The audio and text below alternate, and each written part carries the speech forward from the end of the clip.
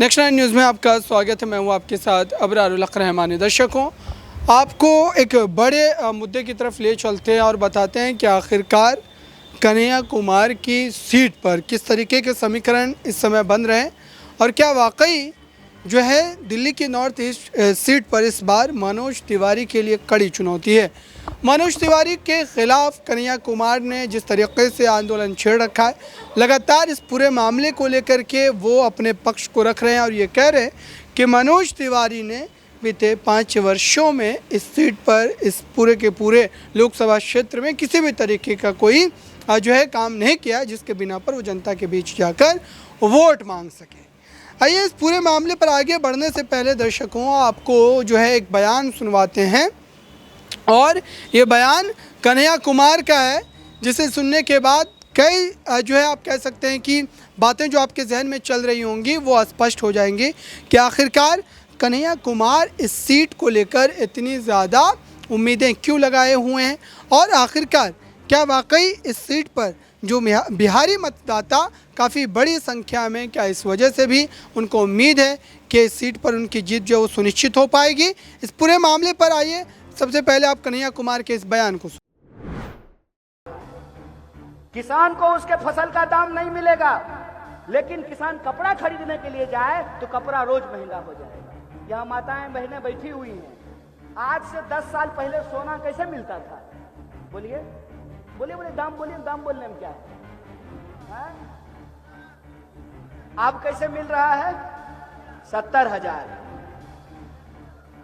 तो गाना होता था हिंदी फिल्म में, मेरे देश की धरती सोना उगले उगले हीरे मोती मेरे देश की धरती। धरती इस पे जो खेती करने वाले किसान हैं, उनके फसल को उनको सोना का दाम नहीं मिल रहा है, लेकिन उस किसान को जब अपनी बच्ची की शादी करनी है, उसके लिए जेवर बनाना है, तो जो सोना 35,000 रुपये तोला मिल रहा था, आज 70,000 रुपये तोला मिल रहा है। बोलिए मिल रहा है कि नहीं मिल रहा है?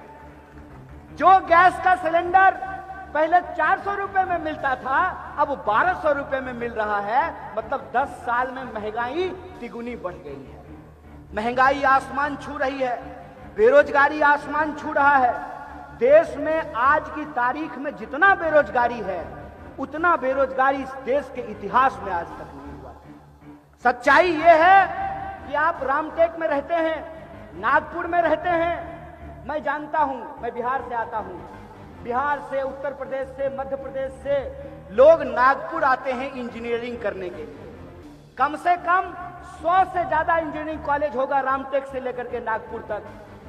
और उस इंजीनियरिंग कॉलेज में जो पढ़ने वाले बच्चे हैं, कौन है उनके माँ बाप? उनके माँ बाप खेती करते हैं, छोटा मोटा नौकरी करते हैं, छोटा मोटा। तो आपने सुना दर्शकों, मेरे साथ राकेश है यहाँ पर, इनसे समझते हैं कि आखिरकार कन्हैया कुमार क्या बेगूसराय के बाद दिल्ली की राजनीति में अपना दमखम दिखा पाएंगे और ख़ास करके मनोज तिवारी जो कि इस सीट को पहले से जान रहे हैं, समझ रहे हैं, लेकिन वहीं दूसरी तरफ कन्हैया कुमार भी कोई नए खिलाड़ी नहीं है। दिल्ली में ही उनकी छात्र राजनीति जो है वो लगातार परवान चढ़ी है।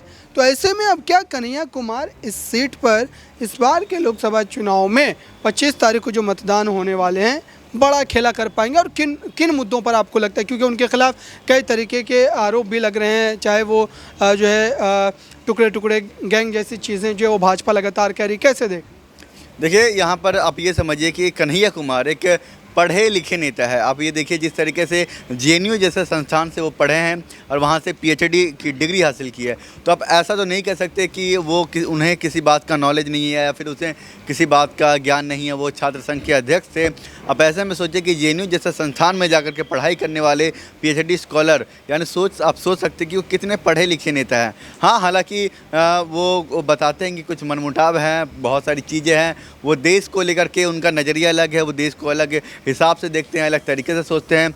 बहुत सारे, जैसे आपने बात की टुकड़े टुकड़े गैंग को लेकर के, ये मुद्दा उछाला गया था टुकड़े टुकड़े गैंग का काफ़ी समय पहले, तो इस पर उन्होंने अपनी सफाई भी दी थी, बात भी करी थी। जो अगर कोई उनके खिलाफ अगर इस तरीके की टिप्पणी करता है या इस तरह की बातें कहता है, तो वो उसका जवाब भी देते नज़र आते हैं। अब आ रही बात उत्तरी पूर्वी दिल्ली की, तो देखिए इस सीट पर आपको पता होगा कि हमेशा 3 बार से यहाँ पर जो मनोज तिवारी है वो हमेशा से टिकट लेते आए हैं और सीट पर जीतते आए हैं। तो कहीं ना कहीं ये भी समझने वाली बात है अबरार की यहाँ पर इस सीट पर अच्छा खासा दबदबा है मनोज तिवारी का, लेकिन ऐसे में अगर उन्हें कन्हैया कुमार टक्कर देने आ रहे हैं तो ये जनता डिसाइड करेगी, ये जनता जानेगी कि क्या मनोज तिवारी जो काम कर रहे थे पहले से वो काम बेहतर कर रहे थे या फिर उससे भी ज़्यादा बेहतर होना चाहिए या फिर उससे ज़्यादा अच्छा काम होना चाहिए, जो कि यहाँ पर कन्हैया कुमार करके दिखा सकते हैं। बिल्कुल जो है दर्शकों, इस पूरे मामले पर स्थिति जो इस तरीके की है, लेकिन आइए कन्हैया कुमार के एक पक्ष को और सुनिए। पुलिस प्रशासन की लॉ एंड ऑर्डर की समस्या है इस इलाके में, वह एक बहुत बड़ी समस्या है। जहाँ तक सुरक्षा का सवाल है, मैं आपको बता दूं कि महिलाओं के खिलाफ होने वाले अपराध चरम पर हैं। आए दिन जो है महिलाओं के साथ यौनाचार की घटनाएं सुनने को मिलती हैं और उसके बारे में जो है साथियों ने बहुत सारी जो है समस्या लिख करके भेजा है। एक साथी ने लिखा है कि यह जो लॉ एंड ऑर्डर की समस्या है इससे लोग रोज़ जूझते हैं। सबसे ज़्यादा स्टूडेंट, महिलाएं और जो काम करने वाले लोग हैं, जो वर्किंग क्लास के लोग हैं, उनको बहुत तकलीफ़ होती है। और इन्होंने आग्रह किया है, गौरव जी ने भी यह आग्रह किया है कि आप लॉ एंड ऑर्डर की समस्या को अपने मैनिफेस्टो में ज़रूर जोड़िएगा। तो मैं आपको गौरव जी बता रहा हूं कि हम अपनी मैनिफेस्टो में लॉ एंड ऑर्डर की समस्या को बड़ी प्रमुखता से रख रहे हैं। यमुना की सफाई की बात हो या कई साथियों ने कई सारे सुझाव आए कि इलाके में जल भराव की ज़बरदस्त समस्या है। और आप लोगों की जानकारी के लिए, जो लोग उत्तर पूर्वी दिल्ली से बाहर के हैं, कि इस इलाके में मनोज तिवारी जी 10 साल से सांसद हैं और मनोज तिवारी जी ने कुछ गांव गोद लिए थे। उसमें से एक गांव चौहान बस्ती भी है। अभी भी जो है उस इलाके में सोनिया विहार के पास जो है जो सभापुर वार्ड है, वहाँ जल भराव की समस्या है। और ये समस्या जो है सिर्फ एक इलाके की नहीं है, एक विधानसभा का नहीं है, लगभग हर विधानसभा से जो ये ड्रेनेज सिस्टम का प्रॉब्लम है, जल भराव की समस्या है, उसके बारे में लोगों ने बताया है। इसके साथ साथ जो एक समस्या सबसे ज़्यादा लोगों ने इस इलाके को लेकर के लगभग हर विधानसभा के लोगों ने, बुराड़ी से लोगों ने बताया है, और जो हमारा बाबरपुर है, सीमापुरी है, आपको गोकुलपुरी है, आपको जो है हर विधानसभा में लोगों ने एक समस्या को इंगित किया है कि जो भी मुख्य सड़कें हैं इस इलाके की, इस क्षेत्र की, उसमें जाम की एक बड़ी समस्या है। जो ट्रैफिक प्रॉब्लम है उससे लोग बहुत परेशान रहते हैं। और मैं जब चुनाव प्रचार के दौरान इन इलाकों में घूम रहा हूँ तो यहाँ पे एक बड़ी गजब की चीज़। तो आपने सुना दर्शकों, आखिरकार इस सीट पर दिल्ली की राजनीति में क्या बड़ा खेला होगा, और इस बार आम आदमी पार्टी कांग्रेस दोनों गठबंधन का हिस्सा है, तो जाहिर सी बात है कि समीकरण और भी ज़्यादा कन्हैया कुमार के पक्ष में नजर आता है।